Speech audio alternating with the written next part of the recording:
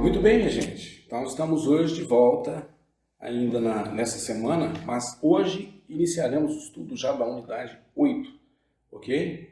Então, no nosso quarto dia dessa semana, estamos iniciando o estudo da unidade 8 no seu livro. Então, se você está com o livro na mão, você estará estudando a partir da página 67 do livro Conhecendo Minha Bíblia. Antes disso, eu quero então fazer aquela sugestão que eu sempre faço, né? Então, eu não fiz isso na unidade 7, então pegando aí a página 66 do seu livro, né? Aí você tem as sugestões para anotar na sua Bíblia. Então, copie o esboço na sua Bíblia, o esboço sempre lá na primeira página, né? Escreva ao lado de Êxodo 17, 14 e 34 a 27 a seguinte nota: prova que Moisés é o autor do Pentateuco. Então, esses dois versículos provam que Moisés é o autor do Pentateuco. A terceira sugestão é, ao lado de Êxodo 23, 20 a 33, aqui você pode fazer a seguinte nota: o anjo de Jeová é o anjo da aliança, Cristo, que é a garantia das garantias. Ou seja, Cristo é a nossa garantia suprema. Ok? E aí, depois, uma última sugestão de anotação: acrescente outras anotações das explicações que você deseja preservar na sua Bíblia. Isso você já deve estar fazendo à medida que você está lendo, estudando. Você vai se lembrando de alguma das explicações que você está tendo no vídeo. Você pode ir fazendo as anotações na sua Bíblia. E agora a sugestão aí da unidade 8, que está na página 74. De novo, a primeira sugestão sempre é copie o esboço. A segunda sugestão, escreva ao lado de Êxodo 35:5 a seguinte nota: o termo tenupá em hebraico, usado quando posses pessoais são dadas espontaneamente para Deus, não por obrigação. Então, tenupá, que é oferta, contribuição. Depois você tem outra nota em Êxodo 35:20. Eles foram para casa para lembrar o que Deus havia feito por eles. Então, essa nota para escrever aí nesse texto de Êxodo 35:20. E aí, a última sugestão é semelhante à última sugestão em todas as unidades. Ok? Que é anotar das explicações o que você for absorvendo à medida que lê o texto bíblico. E aí, então, na página 67, você tem o esboço da unidade 8, que é exatamente o altar do incenso, a expiação por toda a pessoa, a pia de bronze, o óleo da unção e o incenso, a nomeação dos artífices, o sábado santo, 40 dias e 40 noites sem Deus. Isso está no capítulo 32 até o capítulo 34. Depois você tem o tabernáculo instituído, do 35 ao 38, e o tabernáculo erguido no capítulo 40. Então, os lugares mais importantes em sequência é um único lugar, que é o Sinai, é onde o povo está. E esse é um período bem curto, são alguns meses apenas. E quem são as pessoas mais importantes? Moisés, Arão e Bezalel, o artífice do templo, do tabernáculo. Então, gente, nós estamos aqui então voltando a nos ocupar com o tabernáculo e a descrição. Veja bem que aqui nós estamos quando o povo de Israel está no deserto, diante do Monte Sinai. No Egito, nós ainda, hoje, lá está o Monte Sinai, como uma forma de nós lembrarmos esse fato, esse momento na trajetória do povo de Israel. Primeiramente, os detalhes a respeito do altar de incenso nos são apresentados. Então, você aí na página 68, você tem aí uma descrição desse altar de incenso.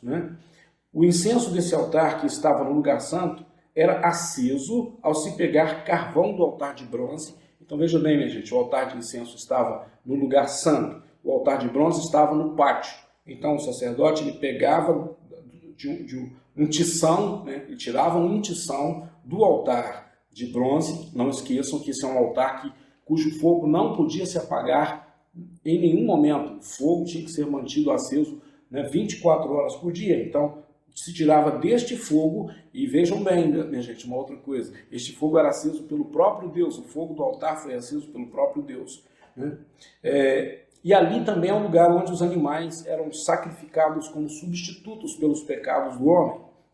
Esse é o altar do incenso, é um símbolo de um lugar de oração. Então, em Apocalipse nós temos uma descrição de uma taça com um incenso, que são as orações dos santos, um símbolo então aí conectado ao outro. É por meio do sacrifício de Cristo que temos o privilégio de chegar ao trono de Deus. Então, a oração é simbolizada por esse altar de incenso. Na página 63, você vai poder ver exatamente o posicionamento do altar de incenso, do altar de bronze, e você vai perceber também que havia uma cortina bem grossa, da largura do punho de um homem, ou seja, bem grossa, que separava o santo lugar do lugar santíssimo. Ou seja, o altar de incenso ficava bem na frente. Então significa que interessante que quando Cristo ele morre, essa cortina, esse véu, representado lá pelo véu do templo, ele é rasgado, onde esse acesso agora se torna instantâneo. Mas o meio de acesso à presença de Deus sempre foi o sacrifício de Jesus. No Salmo 141, versículo 2, está escrito: recebe a minha oração como se fosse incenso, e que minhas mãos levantadas sejam como oferta da tarde. Em Êxodo 30, versículos 11 a 16, lemos que cada pessoa em Israel precisava dar um resgate por si mesmo ao Senhor. Esse é um outro detalhe importante. Leia os comentários a esse respeito, aí na página 68 do seu livro. Esse resgate deveria ser dado não como aqueles que pagam o imposto de renda com uma má vontade, mas com os corações repletos de gratidão pelas provisões dadas pelo Senhor. A verdade lembrada por essa dádiva é que nenhum homem é dono de si mesmo. Todos nós temos a vida emprestada pelo doador da vida. Isso aqui, minha gente, é um sinal de que todo ato de ofertar, de dizimar, de entregar qualquer coisa ao Senhor deve ser com um ato de mordomia, ou seja, eu não sou dono disso, eu sou apenas um gerente que estou honrando ao Senhor com aquilo que Ele tem colocado em minhas mãos para administrar. Diante da entrada do Santo dos Santos havia somente a bacia de bronze. Antes que o sacerdote entrasse para realizar suas tarefas, ou seja, o Santo dos Santos é o início da construção. A bacia de bronze ainda fica no pátio exterior. E essa bacia era como um espelho feita de bronze polido. E isso nos leva a refletir acerca das palavras que estão em Tiago 1, 23 a 25. Porque aquele que ouve a mensagem e não a põe em prática é como uma pessoa que olha no espelho e vê como é. Dá uma boa olhada, depois vai embora, logo esquece a sua aparência. O Evangelho é a lei perfeita que dá liberdade às pessoas. Se alguém examina bem essa lei e não a esquece, mas a põe em prática, Deus vai abençoar tudo que ela fizer. Então, que você, como adorador, sempre tenha esse entendimento de que você precisa, antes de entrar no santo lugar, na construção de Deus, você precisa passar pela palavra de Deus e colocá-la em prática. Precisamos ser fiéis em obedecer a palavra de Deus se quisermos ser libertos do pecado. E essa liberdade é necessária para que possamos servir ao nosso Senhor no lugar santo e no santíssimo lugar.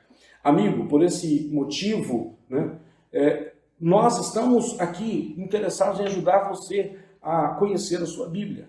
Cada cristão deve se envolver na ministração de uns para com os outros por meio do poder do Espírito Santo. Isso aqui nós chamamos então do discipulado. O discipulado nada mais é do que um cristão ajudando outro cristão a crescer em Cristo.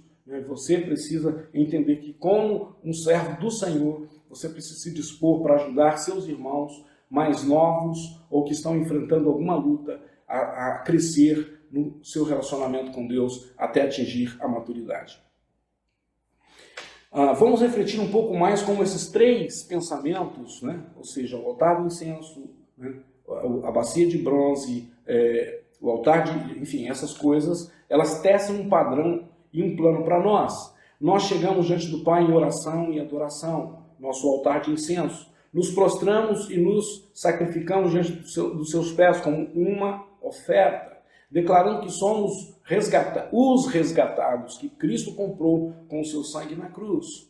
Então, examinamos os nossos corações pela revelação da sua palavra, concordamos com Deus em relação aos nossos pecados e somos limpos de toda injustiça. Esse é o padrão de um coração que foi perdoado, purificado e, portanto, está pronto para servir ao Senhor com alegria. A não ser que estejamos dispostos a nos lavar, nossa comunhão com Deus vai morrer. Você precisa entender que esse ato é um ato constante, um ato diário. Todos os dias você precisa fazer uma reflexão sobre sua vida e voltar, né, ao altar de bronze, o altar, né, a bacia de bronze, né, na verdade o altar do holocausto, a bacia de bronze e depois o altar do incenso. Nosso texto para hoje é um texto a respeito de Bezalel, um homem com talentos especiais e usados por Deus. Um lembrete de que ele nos usa para a sua glória. Êxodo 31, 1 a 11. O Senhor disse a Moisés: eu escolhi Bezalel, filho de Uri e neto de Ur, da tribo de Judá, e o enchi com meu espírito. Como esse homem representa cada um de nós como cristãos, meus irmãos. Eu lhe dei inteligência, competência e habilidade para fazer todo tipo de trabalho artístico, para fazer desenhos e trabalhar em ouro, prata e bronze. Entenda, nada ou nenhuma das suas habilidades foi colocada na sua vida para você servir-se a si mesmo. Foram colocadas na sua vida para você servir ao Senhor. Dei também capacidade a todos os homens habilidosos para fazerem todas as seguintes coisas que eu mandei: a tenda da minha presença, a arca da aliança e a sua tampa, os objetos da tenda, a mesa com as suas vasilhas, o candelabro de ouro puro com todo o seu equipamento, o altar de queimar incenso, o altar de queimar as ofertas, junto com todo o seu equipamento, a pia com o seu suporte, as roupas de tecido fino, as roupas sagradas que os sacerdotes Arão e seus filhos usarão quando servirem como sacerdotes, o azeite de ungir e o incenso cheiroso para o lugar santo. Todas essas coisas deverão ser feitas exatamente como eu a ordenei. E ainda temos aí um tempo para a gente adentrar, minha gente, no capítulo 30, nos versículos 22 a 38, né, falando sobre o óleo, né, o óleo da santa unção e do incenso. Né? E aí nós temos esse conceito de unção, né, que mais tarde será tratado no Novo Testamento de forma espiritual. E entender o significado da unção aqui vai ajudar-nos a entender essa verdade melhor. O que significa esse ato de consagração e de unção? Então nós temos aqui em Êxodo 30, né, a descrição de como esse óleo deveria ser feito. Né? E essa fragrância, que era fruto dessa forma de fazer esse óleo, então seria derramada sobre todos os itens a serem usados no tabernáculo. Mesas, utensílios, e a própria tenda teria que ser consagrada. O Arão e os seus filhos e os sacerdotes também deveriam ser ungidos com essa fragrância. Né? E esse perfume não poderia ser usado para mais nada. E todo aquele que tentasse usá-lo para outro propósito deveria ser morto. Ou seja, uma vez que você consagra, isso aqui é uma aplicação para nós hoje, uma vez que você consagra um determinado óleo para ser usado nas coisas como óleo de unção, ele tem que ser específico como óleo de unção e não para outra finalidade. Né? Essa unção tinha o objetivo de separar algo para o uso exclusivo do Senhor. Uma vez ungido, esse objeto ou pessoa nunca mais poderia ser usado de outra forma a não ser no serviço de Deus. Isso me faz pensar, cada vez que você vai consagrar um objeto, um carro, uma casa, né? Seja qual for o objeto, você precisa entender que ele será santo ao Senhor. Não poderá ser usado para um fim que não seja santo, que não seja para o serviço de Deus. Uma outra coisa interessante a pensar sobre a unção é essa fragrância sacerdotal, né? Um sinal, né, da presença do sacerdote no ambiente e o seu relacionamento especial, né, com Deus. Ou seja, toda vez que o sacerdote chegava, alguém já sabia, o sacerdote está aí, por causa da fragrância que estava sobre ele. E isso tem um significado muito especial. Significa que nós, como cristãos, né, devemos exalar a fragrância. Lembra de Paulo falando sobre isso? Que nós exalamos essa fragrância como sacerdotes do Deus vivo. Temos que exalar a fragrância do nosso relacionamento com o Senhor. E a outra coisa que a unção descreve é que uma coisa é você estar dedicado, outra coisa é você estar consagrado. É possível que você seja uma pessoa extremamente dedicada e faça tudo com muito zelo para o Senhor, mas que não haja uma consagração específica. A consagração é fruto de algo que não é feito no seu próprio esforço, mas no poder transbordante do Espírito Santo. Ainda falando sobre a unção, nós podemos chegar no livro de Tiago 5,14, né, no Novo Testamento, onde você tem ali a unção com óleo que é ordenada por Tiago para que o presbítero faça sobre a vida do enfermo. E veja bem, minha gente, quando Deus administra cura a um cristão, as questões a serem consideradas são: existe pecado na vida dessa pessoa que a impede de ser útil para o Senhor? Então, toda vez que ungimos alguém, nós precisamos entender que não é a unção em si que vai curar a pessoa, mas o que vai curar a pessoa é o Senhor. E o Senhor está curando, e esse ato de ungir significa que essa pessoa agora está sendo propriedade exclusiva do Senhor. Ela precisa dedicar a sua vida ao Senhor. O compromisso de uma pessoa que está doente, que está recebendo uma unção, tem que ser a seguinte: quando Deus me levantar, tudo que for curado é seu para fazer aquilo que Ele deseja. Ou seja, essa tem que ser a oração de alguém. Ou seja, eu agora pertenço ao Senhor e vou fazer aquilo que Ele deseja. Tudo aquilo que Ele curar em mim, vai ser exclusivamente dele. Ou seja, o Senhor quer que você seja separado para o Senhor. Você precisa entender que o ato de ser ungido, de ser santo, não faz de você uma pessoa orgulhosa. Faz de você uma pessoa humilde, entendendo que se essa unção for retirada de você, não sobrou mais nada. Você se torna como um Sansão, depois que Dalila cortou o seu cabelo. E aí você precisa responder como você está vivendo para o Senhor. Você está levando o perfume de Cristo em todos os lugares por onde você anda, no seu trabalho, seus relacionamentos familiares, na sua vizinhança, ou seja, no seu entorno. Você está exalando o bom perfume de Cristo. E aí, para completar esse dia, meus irmãos, eu quero que você leia comigo 2 Coríntios 2, 14 e 16. Mas dou graças a Deus, porque unidos com Cristo, somos sempre conduzidos por Deus como prisioneiros no desfile de vitória de Cristo, como um perfume que se espalha por todos os lugares, fragrância, Somos usados por Deus para que Cristo seja conhecido por todas as pessoas, porque somos como o cheiro suave do sacrifício que Cristo oferece a Deus. Cheiro que se espalha entre os que estão sendo salvos e os que estão se perdendo. Para os que estão se perdendo é um mau cheiro que mata, mas para os que estão sendo salvos é um perfume muito agradável que dá vida.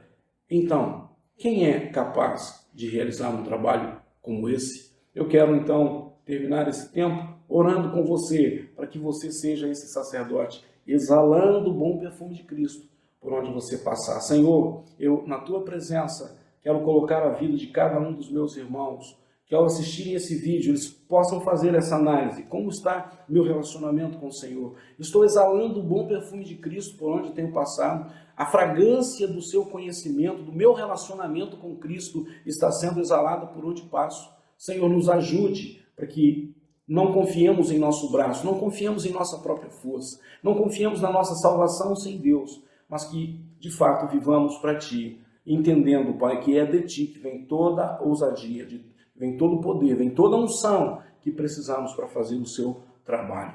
E que assim estejamos aptos, pela Sua misericórdia e graça, a Te servir todos os dias da nossa vida. Essa é a oração que faço em nome de Jesus. Que Deus te abençoe nesse dia.